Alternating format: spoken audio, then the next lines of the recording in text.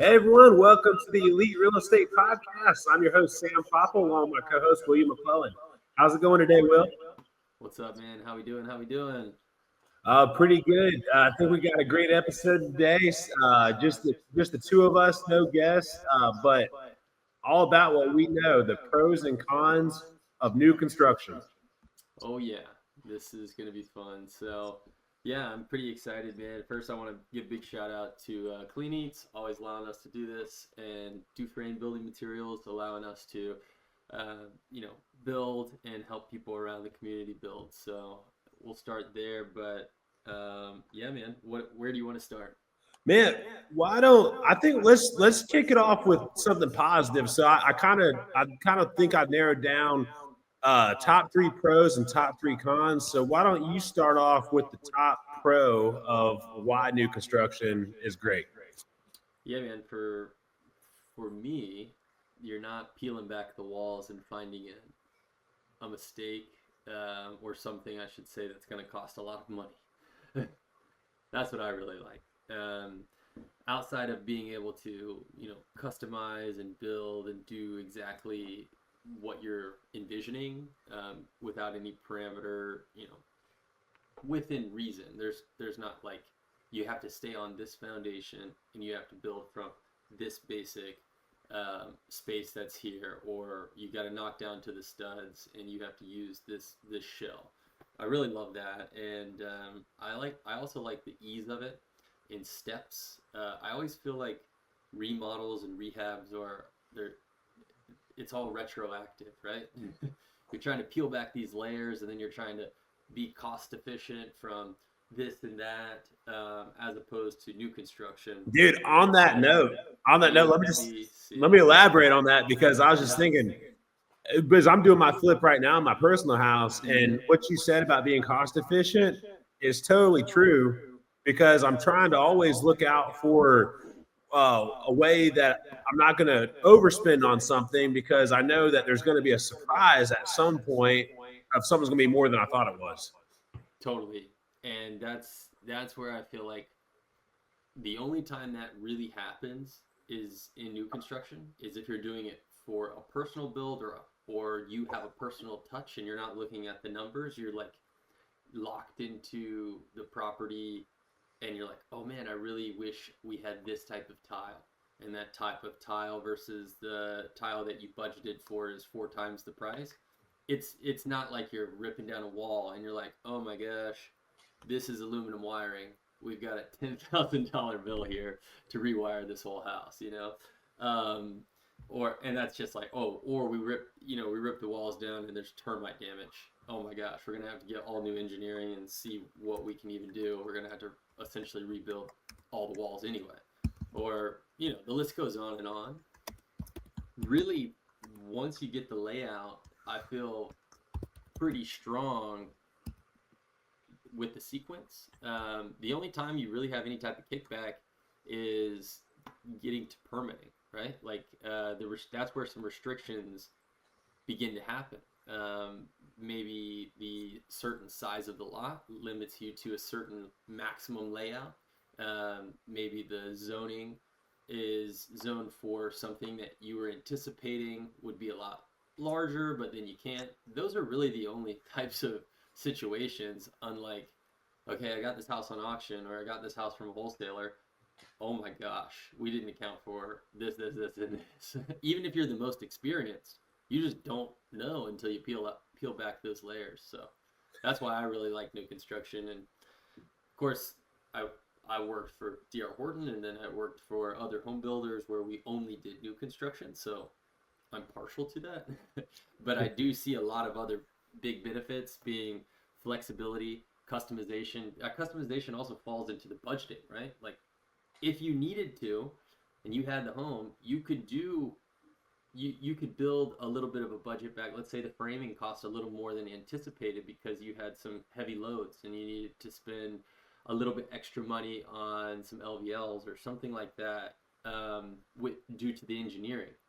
And that's why we have this in the background today, just on some counts. Um, well, you can always kind of tailor that budget and say, okay, well, we were going to do a tile shower. Let's do a drop tub here. and let's carpet the bedrooms instead of doing LVP all the way throughout. But then all of those numbers, it's not like you're going to hustle around really quickly. You have a long, you have a number of steps ahead of time that you can kind of create that process and that budget, and then you can also kind of manipulate the budget where there's steps. And that I think sequentially and being able to follow a guideline, I think is another reason that I really like new construction. But I think our favorite part is, you get higher appraised value, you get better insurance rates, you get lower maintenance. Hey man, you're jumping ahead. I gotta pause you. I gotta pause you, Will. You're jumping to the next pro already. Yeah, so we gotta keep it. Those are all things that I really love. Yeah. You're gonna get a chance to elaborate on that, but let's talk about the number one, the con. The first con on my list is the higher upfront costs and capital requirements. So you definitely need more cash to access to capital for a land acquisition. Then there's the permitting, the site prep, just a lot more on the front end that you generally need to have all in cash, for the initial part. Yeah, actually. So Sam, you're doing a couple new constructions right now, and you're doing a flip. Right. Let's talk to everybody about where holding costs are. And this is a lot of times a huge barrier to entry, right? And you'll start seeing a lot of our regional builders, especially here in the Panhandle, are starting to go away because of these larger holding costs up front, as opposed to doing a remodel. And especially when you're looking at creative or non-traditional financing, which a lot of these deals, you end up going through that pattern, especially for fix and flips. They're really not set up for new construction. And so go on a little bit more detail on the ease of getting a fix and flip loan as opposed to new construction, and all the things you need to have to get a new construction loan. Right. So that is definitely 100% true. I know for sure that the bank that we use, who's a hard money lender, they definitely have easier access for something that already has a home on it. Part of the reason I think they're able to finance it is because of the home, adds some extra value to that land. So it makes them feel more secure. However, I probably think that the land is the better option still after now seeing it from both sides. But yeah, as far as going to get a loan, it's a lot easier to go get a loan when there's already a home on the property. The banks tend to be a little more easier to lend on it. But like I said, the upside with the new construction is definitely, I still think, better, because even though there's the upfront costs are better, there's definitely, I think, potential for a much larger spread in the new construction if you buy your land in the right way. So what does that mean? So for me, that just means not overpaying for the land. I think there's a lot of builders out there that work at never having their land go over 20% of the total cost. But yeah, you and me, we focus mostly on trying not to let that go over 10%, and I think that's why we're so profitable in our builds. I think, I think we've grown into that, right? But now it's turning into where I'm talking to some people that are doing a lot more things than we are, and I'm like, how are you able to do that? And they said, well, once you scale past a little bit, you just have to shoot after infill lots. You're not going to have enough time. And I talked to this person, and I was just reaching out for guidance, and I talked to about 3 other people that we're looking up towards that are doing 3 to 10 times the amount of what we're doing. So I'm like, okay, that's where I want to be. What are you guys doing, and how are you doing it? They kind of started the same way, so it makes me feel good. You have to kind of get into the thick of it and deal with some entitlement issues, some things, to get some good deals. So whenever you're building that sub base and everything, you have so much, profit margin based off the ground and the land cost that you can afford to make mistakes. And so that's, but then once you have your systems down, you have all your trades down, and everything. Well, now it's pretty systematic, kind of something that I was talking about a little bit earlier. So you go A, B, C all the way through Z, and everything is lined up, and there's not too many areas to make mistakes on. Well, now you can pay a little bit more for the land because the cost of those mistakes that you had at the beginning are smaller, but now you need more lots to keep Right. it rolling. Well, no, exactly. Let's go ahead and kick it back to to the second positive, which you were already getting into a little bit ago, that lower maintenance and lower repair costs in the initial Yeah, dude, years. especially so like a lot of people are doing fix and flips in the BRRRR method. Let's just talk about the BRRRR method, right? So you're Buy, rehab, rent, refinance, repeat for any of the newbies.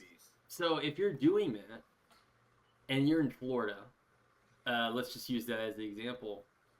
Number one, you're going to get eaten up. It's harder and harder now than ever to keep things as rentals because insurance rates in Florida are astronomical.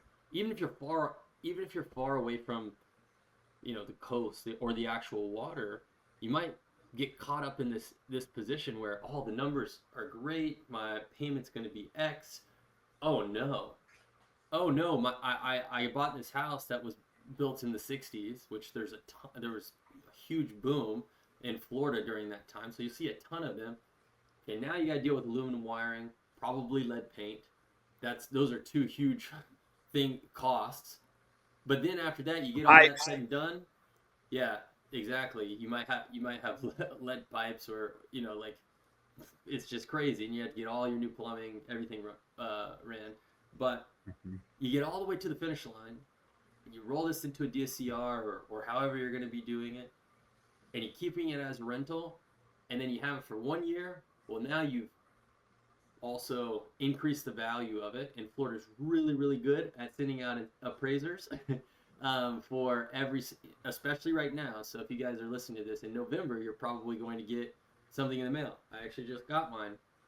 I was pretty happy with it, and we're always upfront here. I got the place that I'm in right now under 216,000. It just got an assessed value for $261,592. I was very happy with that, but also that means higher payment on your taxes. And then I also had to renew my insurance, and luckily this is new construction, which this is a good reason. My insurance was the same. But when you're dealing with the fix and flip, you are not getting that luxury. So that's what I really like about it, because it makes the numbers work a lot better, especially longevity. If you're keeping something 60 months or 5 years, right, before you're doing a cash out refinance, and that's kind of your goal, it's a lot easier to do that with build to rent than it is with the BRRRR method, how it has been traditionally. And that's definitely true. I've seen it from both sides as someone who holds rentals in Florida. I have a couple of those 60s homes that I've renovated and updated. So what's happening with your insurance rates? Yeah, no, I mean they've all gone considerably up over the last 2 years. I think last year to this year was decently level. I think the spike was very, very small. I think I might have opened it up slightly. And I think this year to next year is seemingly looking kind of level so far in the quotes I'm seeing. But we had such a drastic increase in 2020 to 21 and 21 to 22 that we're still feeling the effects of that. I mean, most of my insurance policies have more than doubled. Right. Okay. On my biggest commercial property that I have, my original insurance was $7,000. I now pay 24,000 and change. So and that would be a deal killer. I mean, I remember actually 2 years ago when I was underwriting multifamily, insurance was murking every deal. Every deal I looked at that it was halfway decent insurance. I remember one apartment complex that the current insurance rate was 30,000, and the best rate I could get after that was 60-something thousand. I had multiple quotes for in the 80s. Dude, so let's just say 60,000 for easy math. That's $5,000 a month, right? Like, right. You have to be cash flowing a ridiculous amount, and you're not even talking about the value add that you're putting into it, the tenants you're putting into it. You're replacing a roof, let's say, on a commercial or multifamily building. Well, that's going to increase the value. You increase I don't know, let's say it was just 10 units and you go up $50 a month for each one. Well, now your pro forma is looking very healthy. Also, that tax assessed value goes way up. And then, coupled with that, like you're saying, you're getting double, even up to almost 4 times on your personal 7 to 24, not quite, but 3.5 times more. I mean, that's a deal killer. And what generally are you seeing in stabilization wise for new construction? It's not changing, at least Right. for 3 to 5 years. So that's where I feel super happy, and that's where Sam and I have actually talked a couple times. We're like, dude, we've got some good lots and some good locations. Do we just keep them? Right. Like, we have no maintenance on them. We know Exactly. that they're built very well, and on top of that, everything is brand new.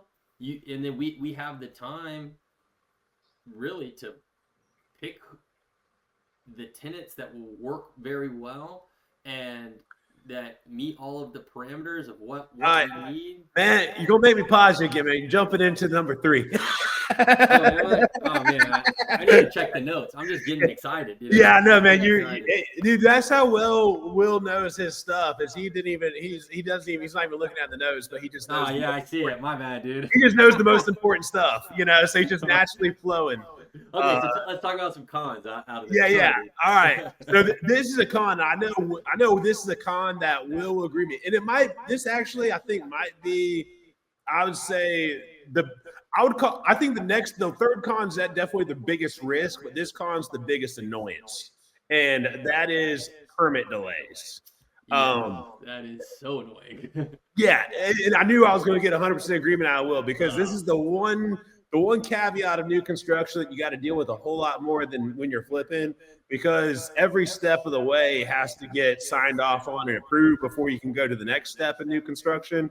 And this is obviously for the common good for the public. You don't want walls to get sealed up before they can inspect electrical to make sure your house doesn't burn down in your first week in it.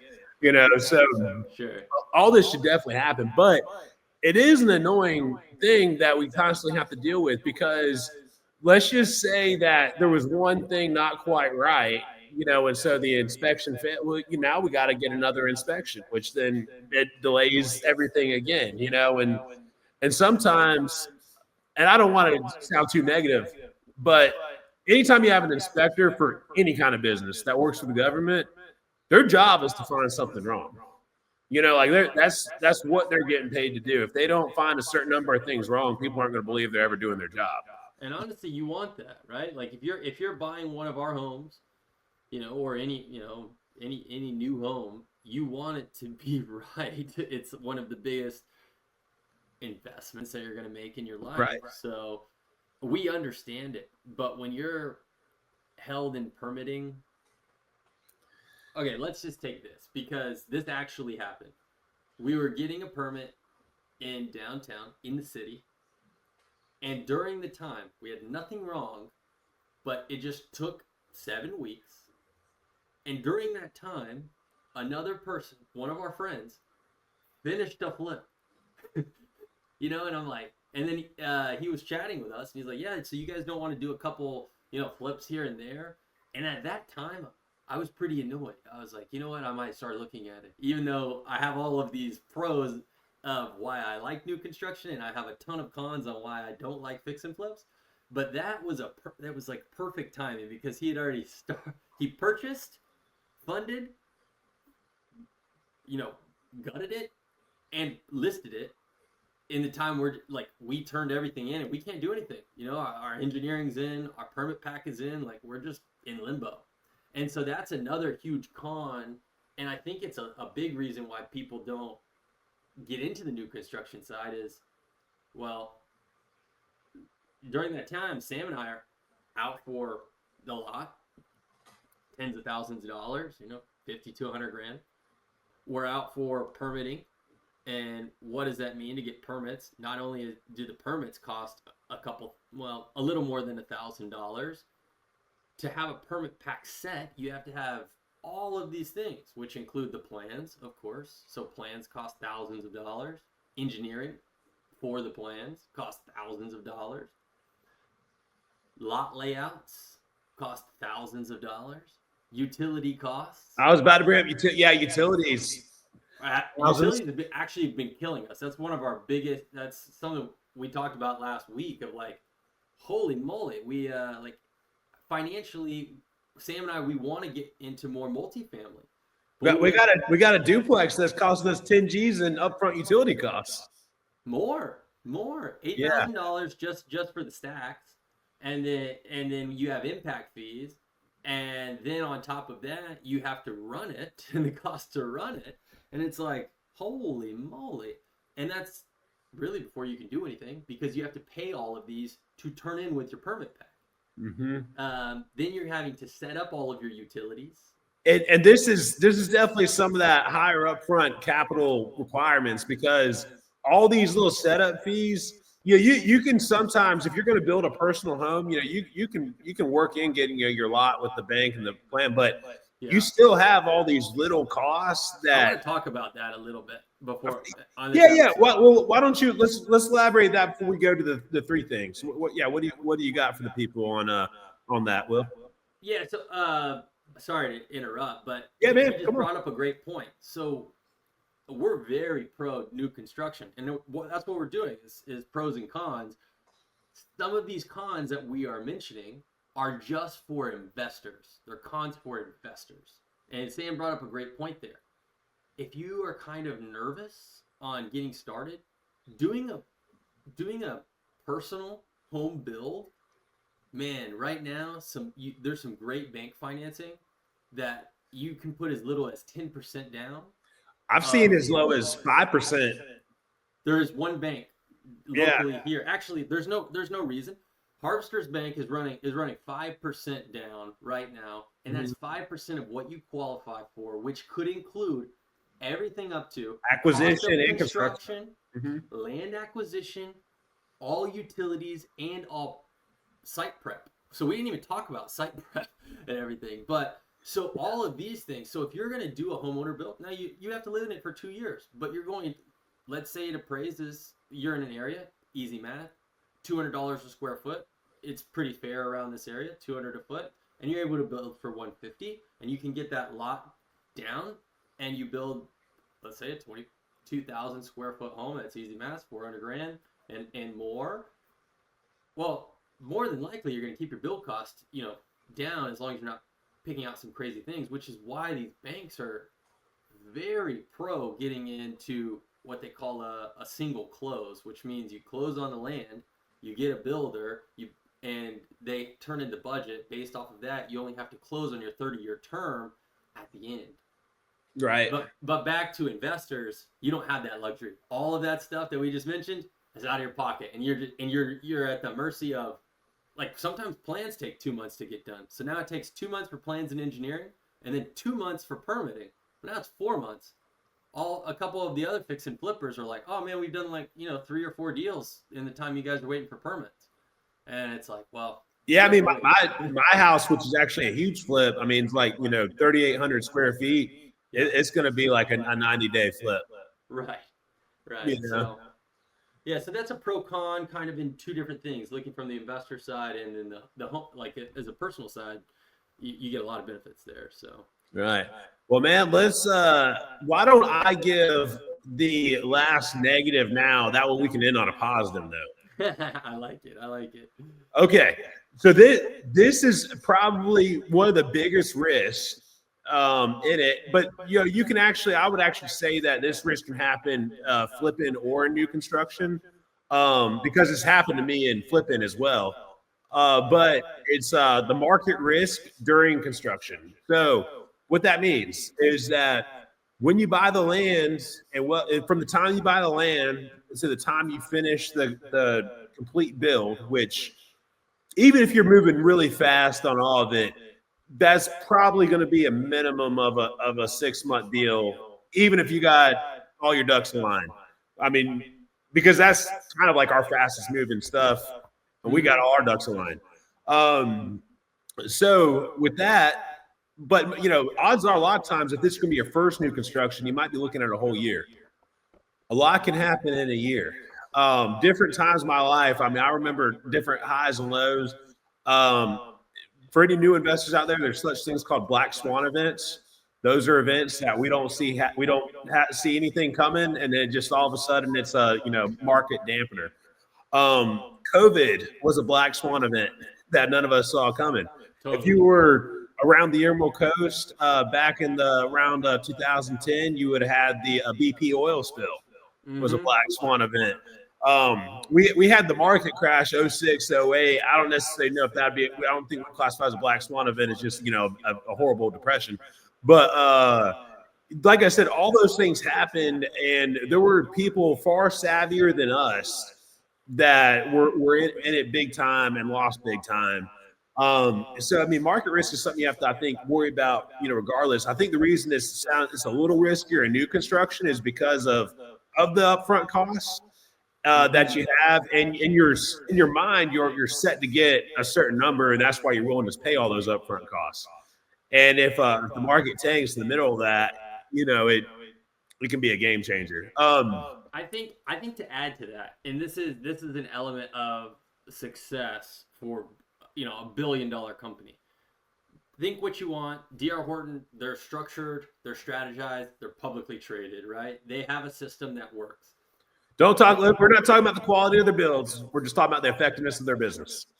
And it's extremely effective. There's a reason they're the number one home builder, number one production, right? They go back to that thing, A, B, C, and that's I worked for them, so that's probably a reason I'm super partial to new construction. I like the sequence of events and the life cycle of the build from nothing, from acquisition, actually before the dirt, from acquisition, finding it, sourcing it, to the final product.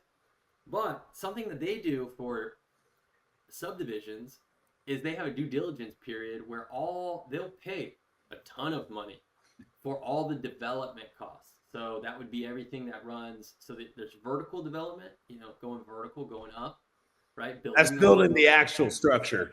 And then there's when you start getting into large developments, commercial or neighborhoods and things, you have some of the even 10 times longer than what we're waiting is all the horizontal, the underground development. Streets, dealing with the EPA and when you're doing big development, that stuff will take longer than the actual construction job will. 100%. Yeah, like that's a whole year in itself. Right. And so something that they do that is they'll put a due diligence, and essentially it's like kind of like a lien or a guarantee, and they'll put a lot of money out, but not nearly as much as the person who owns it or the person who's developing it. And this is what's tough, and you guys might see this trend. There's a lot less neighborhoods going up for these production builders currently, because all of the risk is on the developer who's actually doing that work. So D.R. Horton is going to buy the project, and they're kind of the overarch right there. But if Sam and I wanted to do a deal, and let's say it was 50 lots or 100 lots, whatever, we have to get it prepped, all ready to go, and we can't sell it to anyone else because they have a contract on it. But we have to do all this work. But if the market softens, ooh, you keep that EMD. We're kind of out. So now you're stuck. Right. Now you're stuck. Let's just say you have 100 lots and you have, I don't know, 30,000 each lot, right? So now we're $3 million in the hole, and we thought it was going to go to D.R. Horton. Like, we're fine with them making 12, 15 million on it because they're doing all the rest of the work. But if they never purchase it because it softens, well, now we're stuck. And then also, if it was grandfather's or family farm or something, now we turn it into this huge development.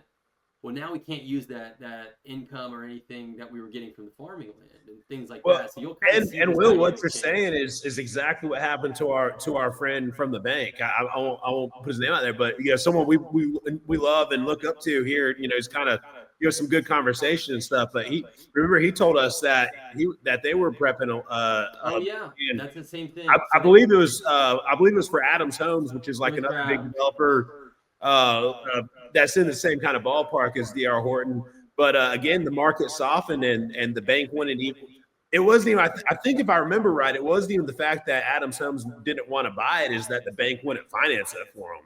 I think was the deal. For what Yeah, Oh, and we for don't the want to go contract into price we or don't want to something. go into any of those details, but again, this is 2 decades ago, where the same Right. principle, like you have these Yeah. overarching production builders, and they have such a good grip on how the operations can work and how they can still make a killing, but also how to like stay an arm's distance away from crazy risk. So having that risk mitigation is really really critical too. So, and Definitely. that's like something that Sam and I are pretty happy with. Like right now, like, or I don't want to speak for Sam, but like where we're at with the You can amount of speak for lots me, bro. We're good. the amount of lots that we have and what we're developing, it's like we've got a good amount of checks and balances, and with those, I feel like I would love to get to develop 50 and 100 lots, but what happens if all this hard work we did was killed by one deal? Like we went really big on that. Exactly. And I mean, I'm not that old yet. I'm only 36, but in the time I've been living and the time I've been working and trying to build my wealth,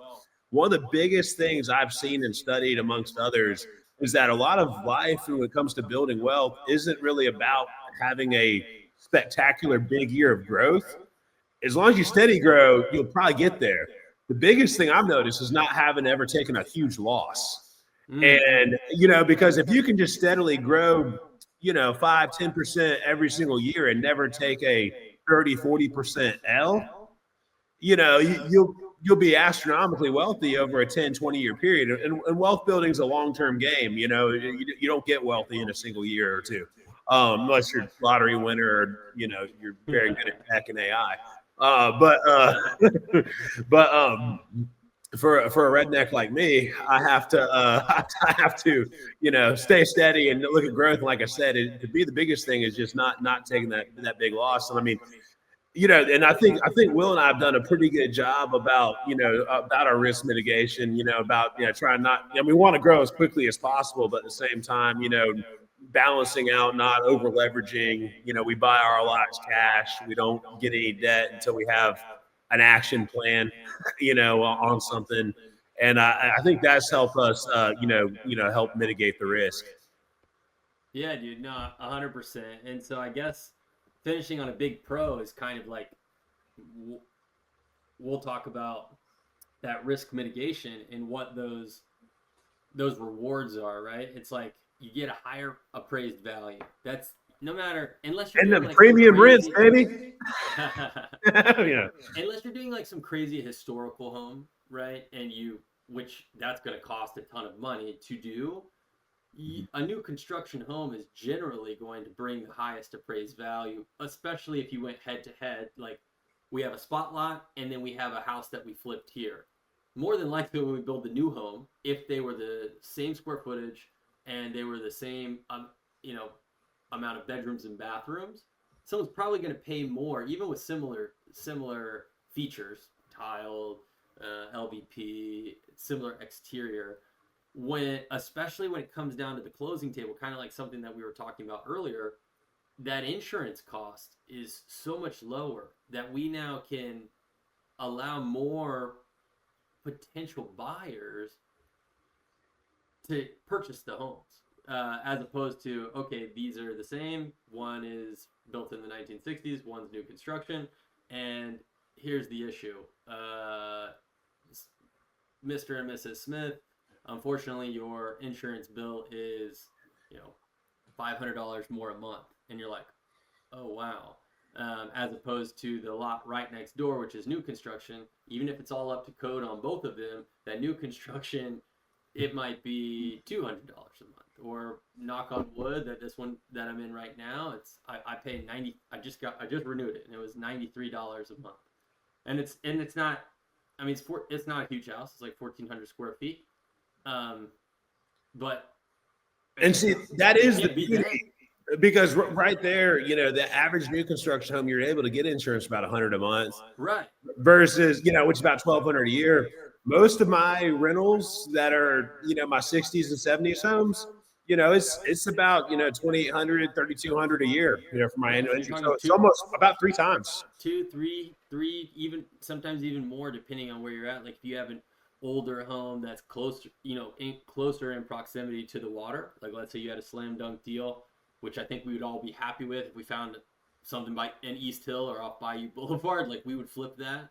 But then equally that in buyer, I mean, it's going to be an astronomical price point.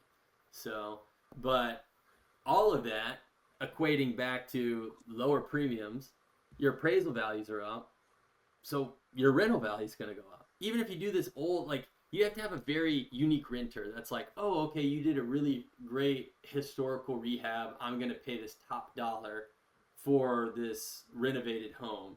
You know, location's going to be number one, but also like you could kind of be far out. I mean, there's a huge development that's just build to rent that's happening north of Cantonment in Molino that will just be rentals, and there'll be brand new homes just for rent.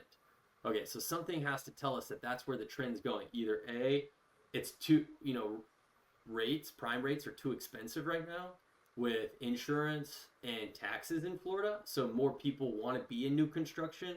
So the only way to do that is a build to rent program, which you're seeing all the big builders, Lennar, D.R. Horton especially, and other regional builders do this. So, there's a lot of pros. Definitely. No, I mean, I definitely think the higher appraisal, the no repairs, and then just the premium rent. And the one thing I'm gonna say on the rent, just because I'm the more experienced landlord. Will's the experienced builder out of us, and I've dealt with more tenants. And I will definitely say you will get a much better tenant, and easier to deal with tenant when you have new construction, because when you have new construction, the demand is there for the home, so you literally get to pick and choose who you want. You take applicants and you can pick the best people for your home. Generally, when you have new construction home, you're getting young professionals, newly married young couples. But you got a very good client, and I'm not knocking anyone else that rents anything of it, but I've also rented everything from Class C apartments, and everything else. So I mean, I've had everything from what I would call worker housing to like starter family homes to like I said, I got a couple rentals I manage over in Destin, which are even nicer. So I've seen the whole spread. But definitely, if you're wanting to be a landlord and do it regularly, I recommend having as many new rentals as possible, because it's going to be much easier from both a maintenance issue and just getting calls from headaches and problem tenants. So if I was interested in doing new construction, Sam, and I wanted to do it built to rent, how would I get started, and kind of like what would I do to get into the game?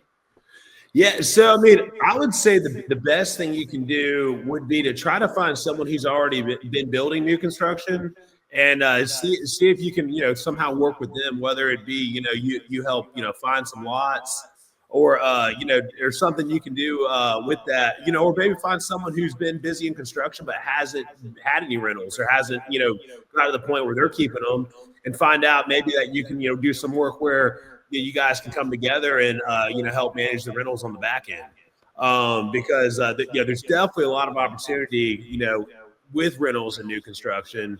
The hardest part, I think, for me as someone new getting into it, is just figuring out if the lots are buildable or not.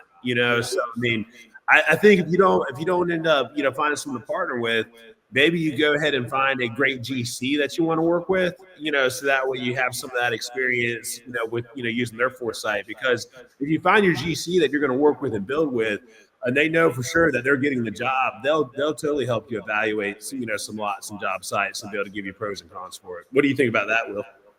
Definitely. I even think something that we mentioned a little bit earlier, like finding a lot that works for you if you have the time and you're not in a rush, utilizing some of these owner builds, and where you're able to build your own personal home through a bank, really low money down. I think that is a great entryway, and then you'll see, wow, we built this for X and it appraised for Y. Whenever I go get my loan, I have instant equity, as opposed to, I really love this home. Now I need to find the financing, and Right. and now I need to figure out the down payment for that. Let's say it's just a conventional, so it's an 80-20 loan to value, and it's like even at 20%, oh, we love this home. It's $400,000. That's 80 grand you got to come up with. Right. That's a lot of money. So I think Yeah. that Versus that they could build the home, for basically having 20,000 out of pocket, plus holding costs and then running expenses. and so that's something that's very important to understand is like, okay, it costs 300,000, let's just say, for that $400,000 home, that home that, oh, we really love this house, it's ready to go, it's 400 grand. Well, we can do the same thing. We find a lot, 50,000, and we can build it for 250,000, just random numbers, and we're at all in 300. Well, now we have this budget, and we're at 5%. 5% of 300, it's only 15 grand. Now you have $100,000 of equity as well. Now, you might say, okay, well, at the closing table, I have $80,000 of equity, but that's $80,000 that came out of your pocket. So that's where you have to weigh it. You No, only for have sure. 15,000 to make 100 grand, versus you have a $400,000 home that you have to pay 80 grand to acquire, and that 80 grand was already yours. So Right. No, and and the other thing on that too is, I mean, it might be a little bit next level in terms of investing, but all that money you're having to put in your home, while you're living there, that's dead equity. Like that's how I look at it. That's dead money when I'm living in the home and it's trapped in there. I'm not making anything off it except maybe a little bit of appreciation. As long as I don't have a personal expense at the home that costs me more than what the appreciation is, which again in the new construction it's not likely. But yeah, that is definitely a something you got to consider. Yeah. So I think that's two great strategies on how you can get in. But that was today's episode on the pros and cons of new construction. Right now we're kind of in the thick of it. We got a lot going right now, which has been fun. All kind of in different stages. We're actually doing another foundation tomorrow, so that'll be exciting to get that update and hopefully get a slab poured here in the next week or so. And so that would be, and then from there, it's all just getting to the slab.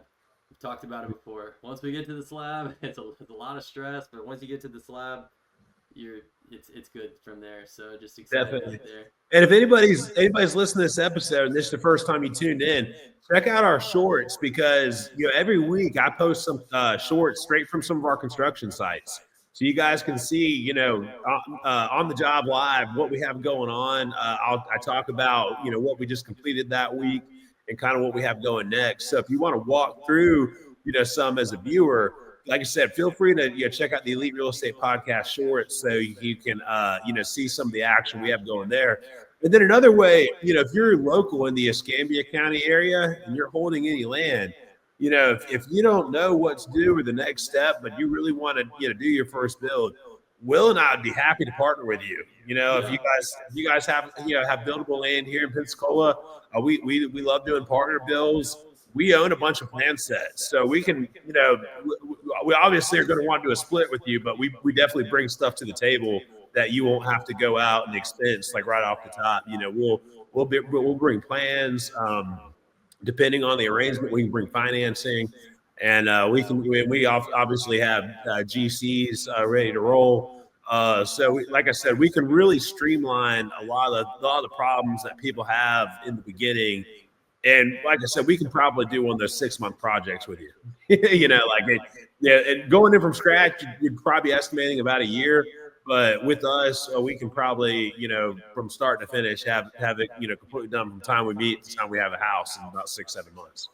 Yeah, like just being really open. We bought this lot downtown in March. We didn't pour the slab until August the 18th, right? And that's with us doing everything and knowing all the things. Just for the record, everybody, that it was a teardown house. There were some extra steps on the front end why it was March to August. Yeah, but now that we got to that point, I mean, we're listing it this week. So and today's November 4th. Yeah. So September, October, we're talking like 2.5 months. Yeah. So once you get through that process, and again, we're being candid there. We did a tear down. We had to remove some trees and do some work with permitting to get some things. And the home is around 1,700 square feet. So we didn't build a mansion. I want to, that's why we were able to build it quick, Yeah. And that is the one that took 7 weeks at the permitting office, right? So that ate two of those months. So almost as long in permitting as it took us to actually build the house. Pretty insane to think about, actually. Yeah, pretty crazy. So, but some of those things we can kind of streamline for you, because worst case, all in, we purchased something. It was the end of March, so I think it was March 25th. So let's just call it April, May, June, July, August, September, October, November. So before we go into the 8th month, or really 7th month, we're listing it, and that was with a teardown. You know, so when we're saying like we can do it under 6 months for sure, and we're also saying there's a lot of hiccups. So if you don't do it, 12 months is not unrealistic. So, right. I mean, and in the same time, we know other people who are in new construction, maybe a little less experienced than us, who we've definitely passed them in their builds. So there's definitely hiccups when you don't know everything to do in the right way. Yeah, but we can. We're here to help. So if you guys have any questions, just drop us a comment down here. Give us a call, give us a text. Check out the EliteRealEstatePodcast.com. Definitely check out our YouTube. We check all the comments. So if you have anything, put them in there.